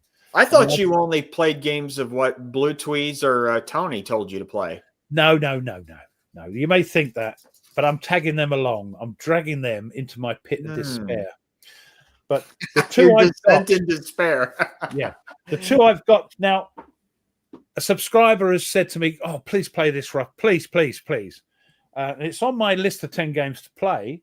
So one of them is A Glorious Chance, a solitaire game. Bit meaty, though. So I eventually want to play that. The other one I want to play is English Civil War, solitaire game. So I'll probably put out a little poll. That's how I tend to do it, because it gives the subscribers, if they can be bothered to apply to the poll, their chance to say, "Oh, I'd like to see this, Ruff." So that's how I sort of decide what to do. I know other people say, "Don't give a monkeys. I'm going to play what I want to play," and that's good too. But that's how I like to do. I like to involve, because I'm gobsmacked by the amount of people that want to watch what I do. So thank you all. What do you reckon, guys? Let me ask this question of you. Of all of the games that you have, what percentage? Hold on. Might play that with Tony. See, that's a side issue, Nordic. But yeah, sorry. What percentage of your collection would you say that you've actually played? 0.001%. Okay. So you have not a lot. I've got a lot of choice, which is why also on an unrelated thing is I'm trying to wind down what I buy. Okay. I know that's hard for old Ruffy because he loves these shiny things. Jester, I do. I love my shiny things. And I'm trying to wind down because I haven't got anywhere to put them. But also I've got enough games to last me, 3 or 4 reincarnations, if you believe in that. But yeah, not many. I should be playing more. Oh, nice. I've got more than enough. Now, so I have I guess a follow-up question is, so do you have the same, and maybe Jester, you can answer this as well. Do both of you have this a similar thing that I have, where when there's too many choices, then sometimes, not always, but I would say sometimes you get almost paralyzed by the number of choices available that you can't even make one. What do they call it? Something paralysis? Analysis paralysis. Yes. Correct. Jester, what do you think? Oh, yeah. For sure. That is one of my biggest problems is I would love to play this. Oh, no, I want to play this. Oh, I want to play this. Oh, I want to play this. But here's what I will say. When I'm picking out a new game to play, I don't look forward. I look back and see what I recently played, because I like to have a nice variety going on. So if I just played a war game and I just played a Euro game, then I might switch it up and play like a sports game. Or if I just played like an East Front game, I'm not going to play another East Front game. I'm going to try and mix and match. So I always look back at like the last several things that I just played, because I know myself. Like if I played an East Front game and then I played another East Front game, I would be bored right away because my mind just doesn't get around. Hey, Kev! Hey, big board. Big board gaming. What's going on? How you doing, you Aussie thing? Nice to see you. Good to see you. Yes. So David's comment about the 9 Years War from Compass. Now, I don't know if he's aware, but it is on Compass's website that they are doing a deluxe edition of 9 Years War. So that will be coming out at some point. But yeah, I just saw that. So, Yeah, see, I'm indecisive. It's like, you know, talking about what do you call it, Space Empires. I'm thinking, oh, I might want to get that out. No, that's why I sort of give it over to the subbies who I rely on a great deal to decide for me. That's how I do it. Sure. I think part of so it's interesting that our topic was what it is today, because when I was playing with my friends earlier today, I actually asked them this question and to see what they said. And both of them are very, very, very busy people, only really have a chance to play war games or games in general during breaks in school. So I asked them and they said, well, it depends on, even during the year, it depends on how long the game's going to take. Like, how long is it going to sit there on their table? And so like big monster games, probably not going to happen until the summer when they have more time, and to get through it. So a game that may only take a couple hours, they'll sit on their table during the year. And you see, I don't know, Christoph, he gets a game in, he plays it. So because he's building up his collection, but you know, that's cool. But time and space, yes. Also, then that's why I play a lot of solitaire games, because I don't have to rely on people that are too busy to play. I'm glad Nate brought that up though, because I talked about looking at the past. Like, what game did I just play in the past? The other consideration is I look at what kind of game it was, complexity wise. Was it super complex game that I just played, that I'm going to try and mix it up and play something less complex? If I played a lot of simple games, then I might want to play a more difficult game. So I'm always mixing and matching with what I played in the past. And that is an absolutely great point that you make, because there is some time when you're playing a super heavy, detailed, complex game, and when you get finished, you don't want to dive back in and just all this brain power to try to learn another game. A palate cleanser, yes. And I think our friend Category Solo says that, you know, you play a game and you've played a heavy game and something just to play, but it's light and fun, you know. Or even go back to a game that you already know and love, and you don't need to relearn it all because you've already done it times before. So I typically, when I'm looking for a game to play, I'm looking more, not necessarily for a game. Instead, I look for, because I'm a history person, I'm interested in this historical topic, and then I go find the game that fits with that. You are different. You are quite different. Being a historian surrounded by history, by books, by other people who are the same thing, you're going to pick a game. Me, it's what I fancy. And that's what I love about my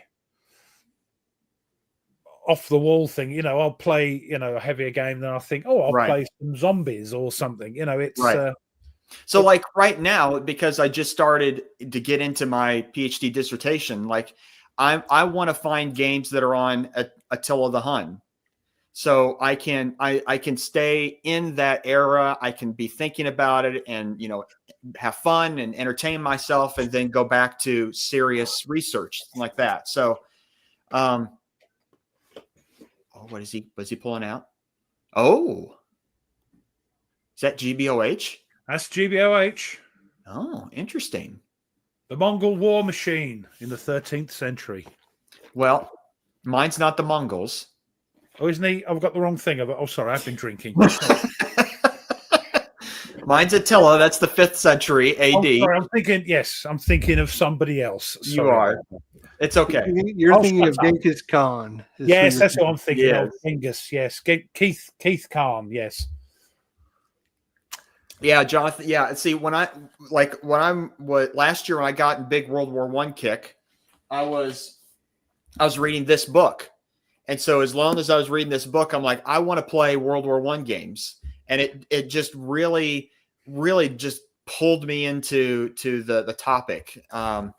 Christoph, you wait until you get loads of games, and then you won't be able to play them all as they come in. I tell you, that guy makes us look bad. Yeah, yeah, he does. I would say, we talk about things that, new games to put on the channel. I've actually done it a few times this year where I got a new game in and like within a couple of days had it on the table. And I don't normally do that, but like Fields of Fire, like the new Fields of Fire that came in, I had that on the table within like 2 days. And I don't normally do that, but it was kind of a good change of pace because I was excited to try that game out again.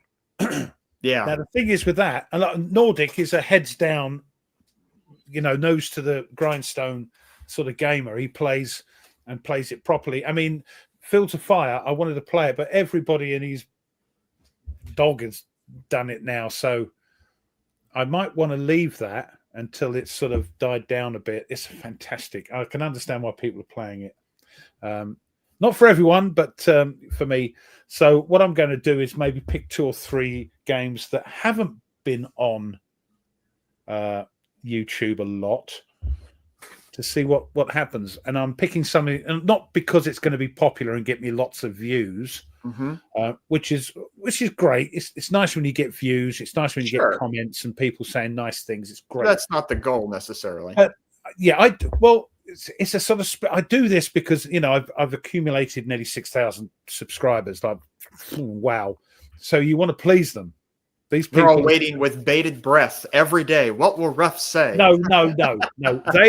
They've put their trust in me, and and as I say, I love you all, and there's nothing you can do about it. So I don't want to I want to please them. I mean, it's terrible. That's me. I can't help it.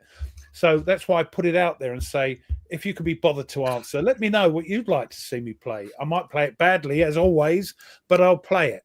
So that's what I tend to do rather than pick unless something really. So my problem is when I go order a game and if it's available, don't bother to watch him, Gareth.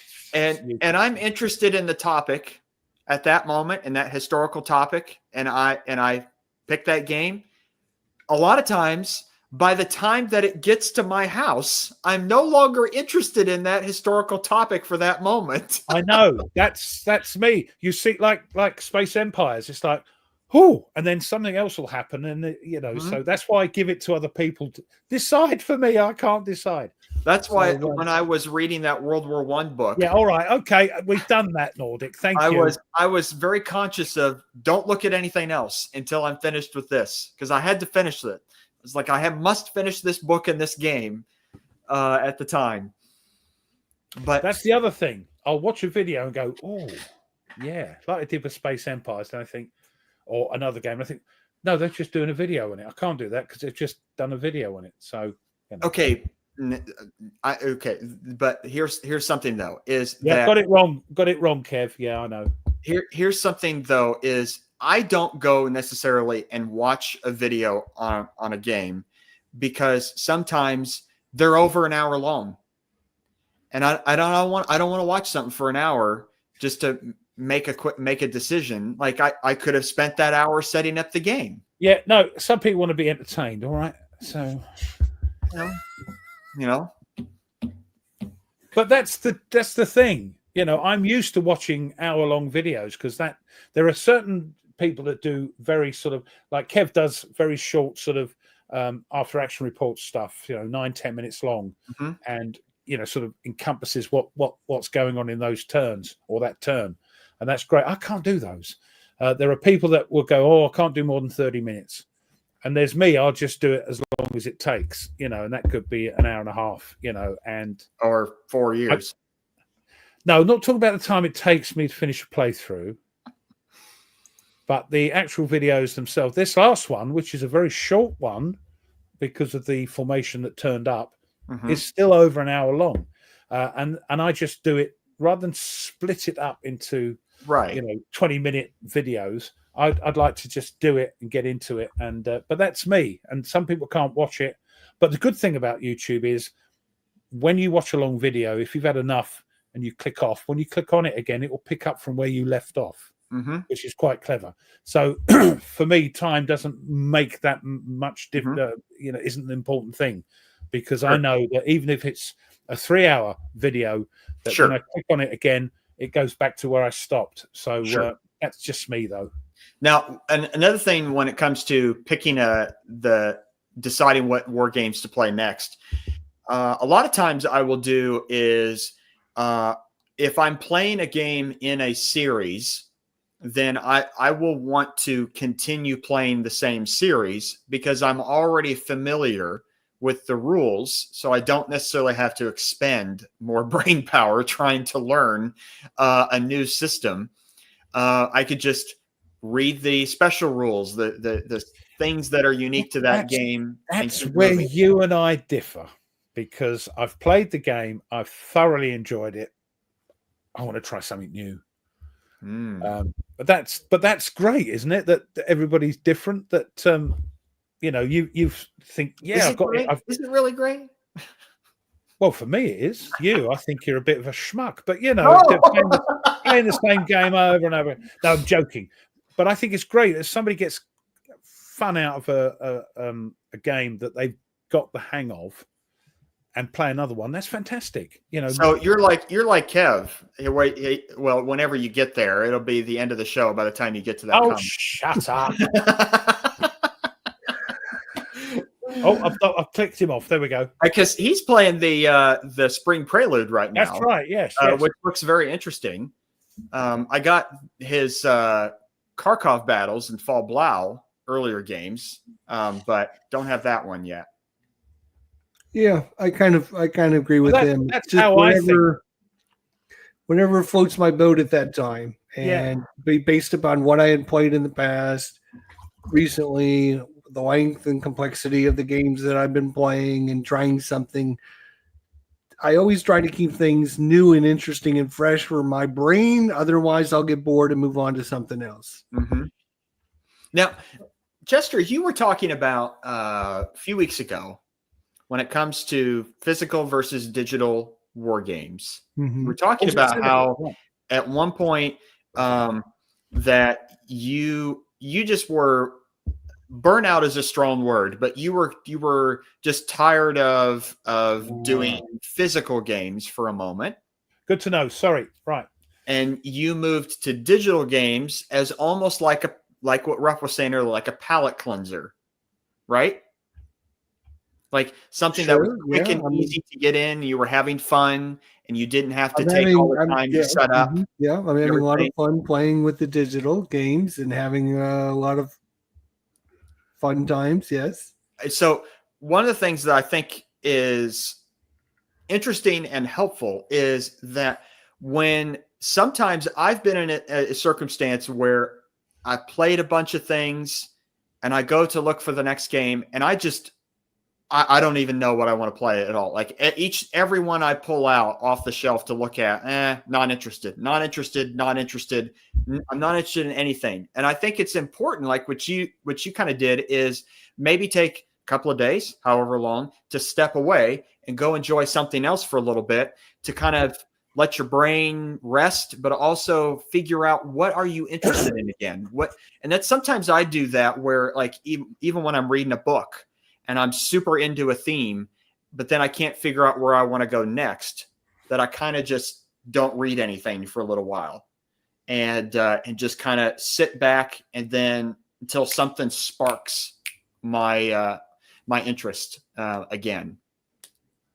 So yeah, long way of yeah, I mean that's a good way to look at it. I didn't do it to take a break. I did it to try something different. Sure. And no one's knocking you for it. You know, it's No, you no, do I'm what not, you do. I'm What not you saying do. you're doing. I'm just saying I didn't We're not take it getting to paid. take a break. I just took it because I'm like, you can I'd do like more to than play one this thing. game. You know, Yeah. like you spend a lot of time reading and spend a lot of time gaming. Mhm. So if you were to stop gaming, you would have more time to read, and you would be much more be able. I mean, you're going to have to spend some time doing your dissertation stuff. Mm-hmm. So that's going to cut into Gaming time. gaming or reading or both, and you're going to have to make choices, and you just have Yep. to decide what you're going to be spending your time doing. Yeah. Yep, that's right. That's Yeah. right. The fact you're playing Diablo is neither here nor there. People are enjoying it. You're enjoying it. You know, it was not a war game. Well, you're killing things, so maybe that's. And the other thing is, I made it over 5,000 subscribers now. Yay! Yeah, I saw. Yeah, I'm finally. just going to Yeah, get. finally. I'm just going to creak. I've got to creak over. I think it's 70. Somebody said to get to 6,000, and crazy, Now, isn't it?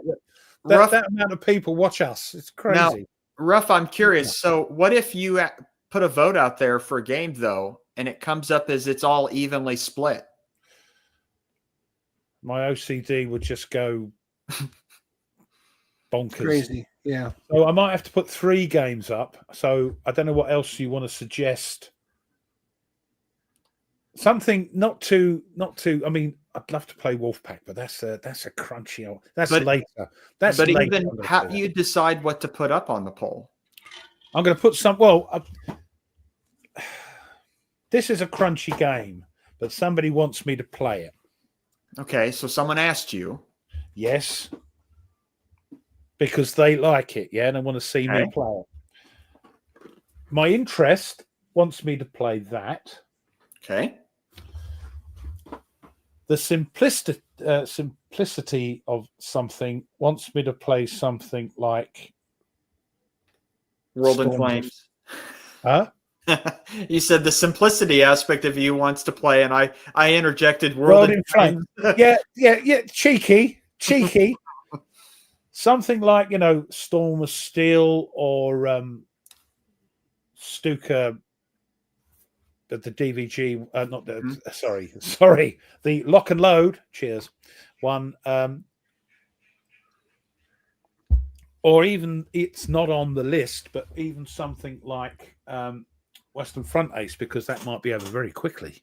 Okay, I mean, I will say, I have done many times where I can't make a decision. Oh, stop it! Oh, that's wonderful. I've had many times where I can't decide, and so I pull out a few choices, and then I ask someone, "Tell me which one to play," and they tell me, and I go, because it helps break an indecision moment. I would never do that, but I'm. If But it works for you, that's great. Yep. You've never asked anyone. I would never do that. You've never asked anyone what to play. No, I'm frightened. No, I would never ask somebody.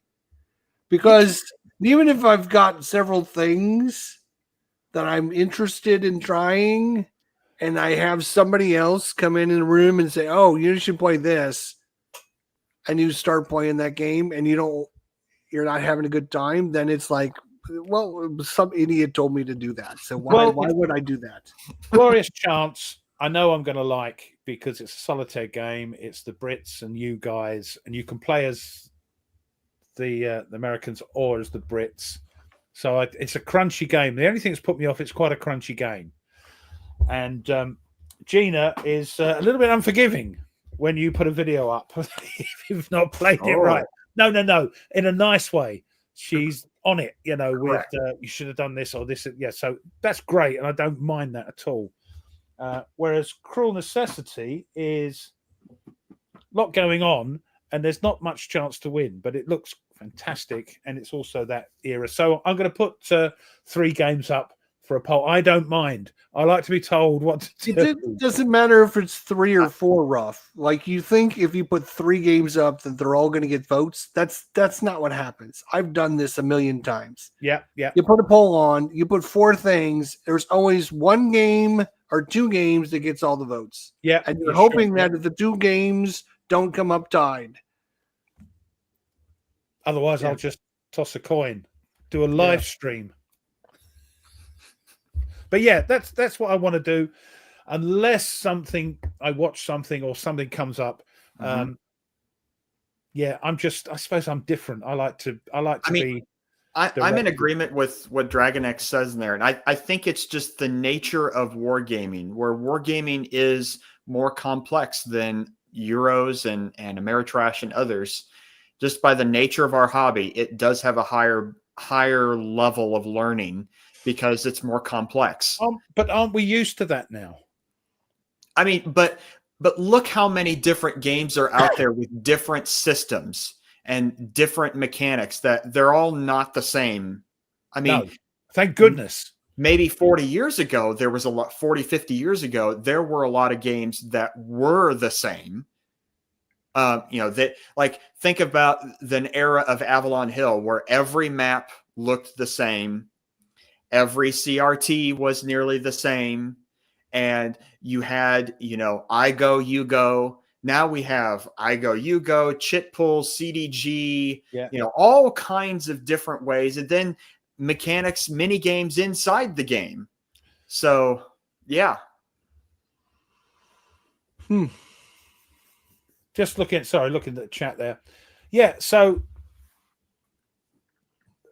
it seems that people, who aren't YouTubers, I'm going to pick this one. Whereas you'll read something and then maybe play something, and you'll just go with your gut and play what you want to play. I'll go with my gut based upon what I had played recently. Yes. Yeah. So if you've played a war game or played a sports game, you won't play another sports game. You'll play something. I mean, even like if I play a tactical game, I don't want to play another tactical game. I'll try something more, more crunchy, more operational level or something like that. Yeah. Sure. Yeah, I think that's what I do, and I think I did that before. Is do a little poll with 4 games. Let's say 4 games, and I'll put a couple of. You might want to email Phoenix Knight because he's done this for the last 6 months on his channel, where he has the subscribers vote to figure out what his next sports game is going to be, and I don't think he's very excited about the outcome this time coming up. Well, you've got to pick games that you don't care which one's picked. Yeah, you think that, but then all of a sudden you'll get one and you'll be like, damn, why did I choose to put this one on? They're going to be games I want to play, and I'm not going to just put 4 games up. How many times have we had 4 games that you really want to play, and then 2 weeks go by and the poll's done, and you're like, "Oh, why did I choose to put that game on the list?" That's what makes us bloody human, and I hate it. So games on my 10 game list. I'm wondering why did I put it on there? So maybe then I just go wait for the next time. Just pick something and play it before I lose interest in it. But now I have a question for you both because I don't have it. Jonathan's comment there about a new game from Stigler. Yeah. Did either of you get that? Yes. Nope. The By Swords and Bayonets, I believe. Yep. Because that is my rabbit hole for ACW. For GB ACW. Yeah. You have to let me know how that goes. It looks interesting. There's only four battles in it, but they're. I'm afraid to get it. I would love to support, all our friends and our designers. And I know Stigler's been in our chat many times, and we would love to have him back in right now. But it's just that whole series is nothing that I'd be interested in, so. Well, so I've got I've got Death Valley and Into the Woods. That is my chosen ACW until I play. Help me, please. Great campaigns of the American Civil War. Or wait till you play Herman Luttman's Civil War games. Mm-hmm. Those are fun. I didn't order that, and apologies, Herman. I didn't order it because, in case. It's probably going to cost a lot of money to ship it because the box is so heavy. There's so much stuff in it. So yeah, that's me. That's me.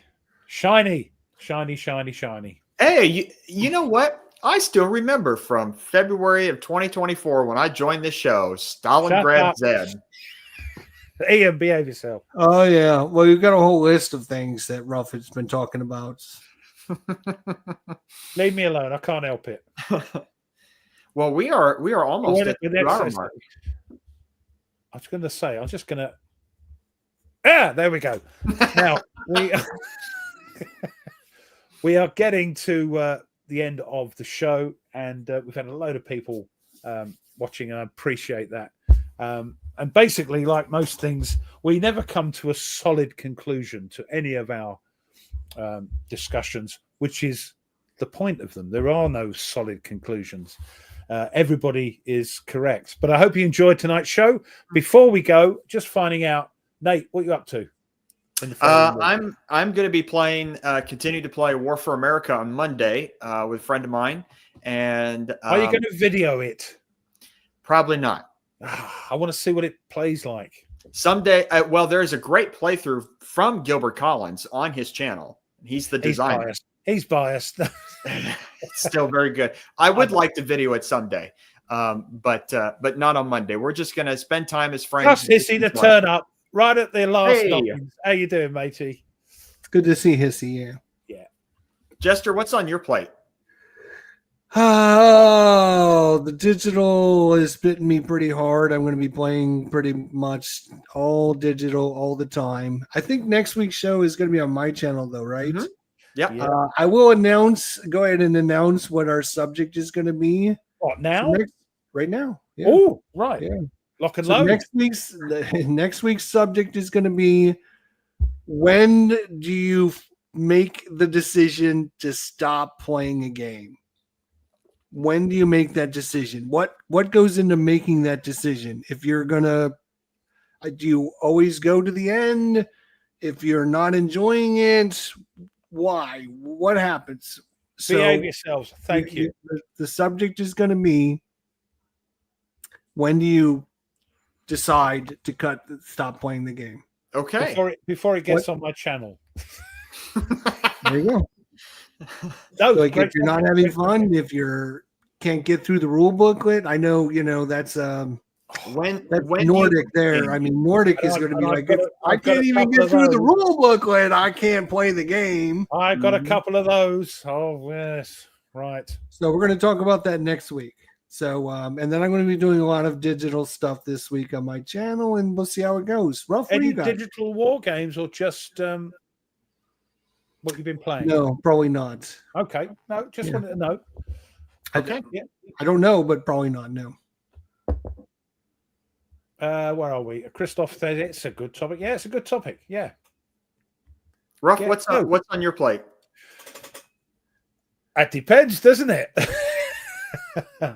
On if I do a poll or I just go, sod it, let's play that. But after our chat, I may well rethink and play Red Strike. Shut up. I'd love to. I haven't got the time. We'll see. Watch this space. It'll be something. You have to decide. I mean, for you, Ruff, you only play, very nothing against you, but no, I know. You don't play like 1,000 games a year. You play very few, so you should really, really play the games that make you. What I might do is, with offline, play a few games and think, no, I can't. No. Oh, yes, I've got the idea of this one. I'm going to play this. I know what's going on. I'm going to play it. I'm going to have fun. So that's why I don't do many, because I've made the thing to say I want to put the game on the table, spend a while learning the game, rather than what I used to do is plop the game on the table and play it thinking I know the rules. And of course I don't. So I'm going to spend more time learning the game before I actually get to video. You and I do have the Dark Summer to play. Yeah, I'm not sure if my computer can cope with live streaming a game on Vassal. We'll have to see. I'm going to have a chat with Tony next time I'm online with him to say how he does it, and is does it make your computer glow red? So we'll see. But all I can say is, guys, thank you so much once again for 70 odd people watching this nonsense. What can I say? Every week we do this, and we love you, and there's nothing you can do about it. Join us next week over at Jester's channel for that topic, which sounds fantastic. Once again, thanks everyone for watching. Take care. Thanks for the donations as well from Dragon X and Christoph. Thank you for donating. Yes, thank you for your donuts. Thank you. Thank you so much. Take care. And yeah, that's my boy. I mean, I used to do that, not anymore, but there we go. See you next week. Take care. Bye, everybody. See you then.